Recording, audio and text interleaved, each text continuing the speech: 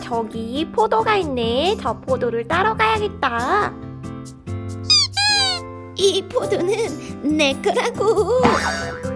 그럴 수가. 내가 먼저 발견했는데. 하나님, 저도 포도가 필요해요. 와! 하나님, 감사합니다. 영적 어른 단계, 바울의 삶. 아멘, 할렐루야. 우리 고린도전서 말씀 한 목소리로 읽겠습니다. 내가 여러분에게 판단을 받든지 사람의 법정에서 판단을 받든지 그것은 내게 아주 작은 일입니다. 사실 나도 나 자신을 판단하지 않습니다. 나는 양심에 거리끼는 것이 전혀 없습니다. 그러나 이것으로 내가 의롭다는 것은 아닙니다. 나를 판단하시는 분은 주십니다. 고린도전서 4장 3절에서 4절 말씀. 아멘, 할렐루야. 네, 우리 본문 내용도 한 목소리로 고백하겠습니다. 영적으로 성장한 사람들은 사람들의 비판이나 칭찬에 반응을 보이지 않아요. 환경이 그 사람들의 감정이나 상태를 좌지우지하지 못한다는 말이에요. 주변 사람들이 그 사람에 대해 뭐라고 하든 그는 개의치 않아요. 오직 하나님께서 그를 어떻게 바라보시는지, 하나님께서 어떻게 생각하시는지가 가장 중요해요. 사도 바울도 오늘 본문 말씀에서 말하고 있어요. 내가 여러분에게 판단을 받든지 사람의 법정에서 판단을 받든지 그것은 내게 아주 작은 일입니다. 나를 판단하시는 분은 주십니다. 사도 바울은 영적으로 성숙한 사람이었고 그는 모든 일에 하나님의 말씀을 적용하는 삶을 살았어요. 그렇기 때문에 어떤 사람이 자신에 대해서 뭐라고 판단하는 것이 전혀 그를 흔들 수 없었어요. 여러분도 더 이상 친구들의 말이나 사람들의 말로 상처받거나 기분 상해하지 않을 수 있어요. 오직 하나님께서 여러분에 대해 뭐라고 말씀하시는가에 집중하세요. 하나님께서는 여러분을 걸작품이라고 말씀하세요. 하나님께서는 여러분을 사랑하는 자녀라고 말씀하세요. 하나님께서는 여러분을 하나님의 상속자라고 말씀하세요. 아멘, 할렐루야. 여러분, 안녕! 좋은 아침이에요. 여러분, 오늘 하루 기쁜 마음으로 시작했나요? 네, 전도사님도 아주 기뻐요. 우리 오늘은 사도 바울을 통해 영적으로 성장한 어른 단계의 삶은 어떠한 삶인지 배웠어요. 그것은 하나님과 하나님의 말씀을 사랑하고 가장 크게 여기고 다른 것들은 작은 일로 여기는 삶이에요. 여러분, 하나님의 말씀이 크다는 건 어떤 의미일까요? 전도사님이 이걸 보여줄게요. 여기 포도가 있습니다. 와, 아주 맛있게 보이는 포도네요. 여러분, 이 포도는 큰 포도일까요? 작은 포도일까요? 우리가 이것만 있을 때는 잘 몰라요. 커 보이기도 하고요. 그런데 이건 작은 포도예요. 왜냐고요? 짠!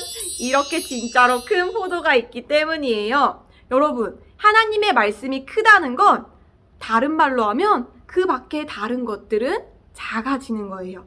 그런데 이것을 여러분이 여러분의 삶에서 결정할 수 있는 거예요. 나는 하나님을 사랑해. 그래서 하나님의 말씀만이 내 삶에 가장 중요해. 그럼 다른 사람들이 나를 싫어하는 사람이 있을지라도, 나를 괴롭히는 사람이 있을지라도 그것은 작은 일이 되는 거예요. 왜냐하면 내 삶에서는 하나님과 하나님의 말씀이 가장 중요하기 때문이에요. 그래서 하나님의 말씀을 크게 보고 그 밖에 다른 사람들이 나를 좋아하건 나를 싫어하건 그런 일은 작게 볼 때 우리는 가장 멋진 삶, 기쁜 삶을 살 수 있어요. 왜냐고요? 하나님은 이렇게 말씀하시거든요. 나는 너를 정말 사랑해. 너는 나의 하나뿐인 귀한 자녀야. 너를 위해 난 모든 것을 다 준비했어. 너는 나의 상속자야. 이렇게 하나님께서 말씀하고 있기 때문이에요. 우리는 하나님의 가족이고 하나님의 자녀이고 하나님께서 주신 모든 좋은 것을 상속받은 예수 그리스도와 함께한 공동 상속자예요. 오늘 이 말씀을 크게 보세요.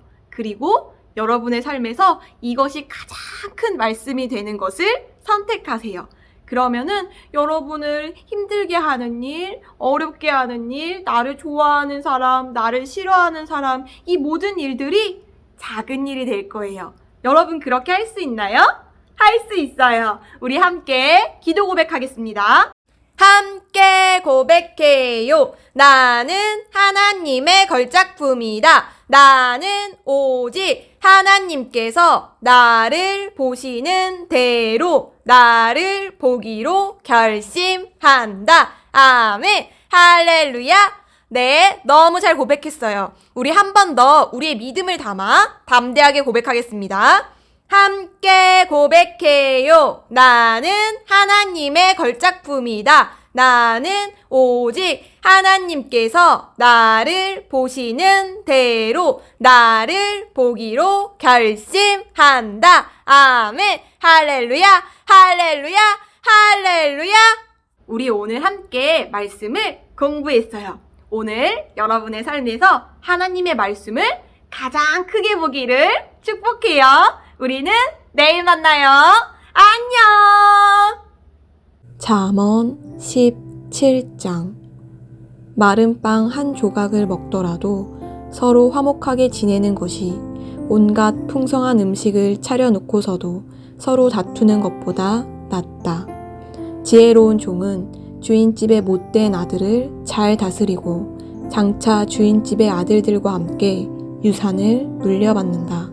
도가니는 은을, 풀무는 금을 단련하지만 주께서는 사람의 마음을 담금질하신다. 악한 자는 사악한 말에 귀를 기울이고 거짓말쟁이는 남을 헐뜯는 못된 말에 귀가 솔깃해진다. 가난한 사람을 경멸하는 것은 그를 지으신 하나님을 욕되게 하는 일이요. 누구든지 남의 재앙을 보고 고소해야 하는 사람은 형벌을 면하지 못한다. 손자는 노인의 면류관이요 부모는 자식의 영광이다. 미련한 자가 주제넘게 큰 소리치는 것도 어울리지 않는데 하물며 존귀하고 고결한 자에게 어찌 거짓말이 어울릴 수 있으랴. 뇌물은 그 뇌물을 쓰는 사람에게 마법의 돌 같아서 어디에 쓰든 안 되는 일이 없게 만든다. 남의 허물을 덮어주면 사랑을 받고 남의 허물을 거듭거듭 들추어내면 친한 법까지도 등을 돌린다. 미련한 자에게 100대의 매를 때리는 것보다 지각 있는 슬기로운 자를 한번 꾸짖는 것이 더욱 효과가 있다. 악한 사람은 오로지 반역만을 꾀하기 일쑤지만 결국엔 자비심이 없는 잔인한 사신의 방문을 받게 된다. 어리석은 일만 저지르는 미련한 사람을 만나느니 차라리 새끼를 빼앗겨 잔뜩 독이 오른 어미곰을 만나는 것이 낫다. 선을 악으로 갚는 자의 집안에는 온갖 재앙들이 끊이지 않는다. 다툼의 시작은 뱀에서 물이 새어나오는 것과 같으니 뱀이 터지기 전에 속히 다툼을 그만두어라. 악인을 의롭다고 하는 것이나 의인을 악하다고 하는 것은 주께서 모두 싫어하시는 일이다. 미련한 자의 손에 돈이 있은들 그것으로 지혜를 살 마음이 전혀 없는데 어찌 지혜를 얻을 수 있으랴. 변함없이 언제나 사랑하는 것이 친구이고 위급하고 어려울 때 서로 돕는 것이 형제다. 분별력 없는 사람일수록 함부로 서약을 쉽게 하고 남의 빚보증도 잘 서준다.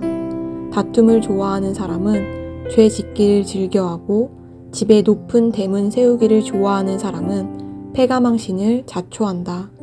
마음이 비뚤어진 사람은 복받아 잘 살 수가 없고 혀를 놀려 거짓말하는 사람은 온갖 재난에 빠지기 마련이다.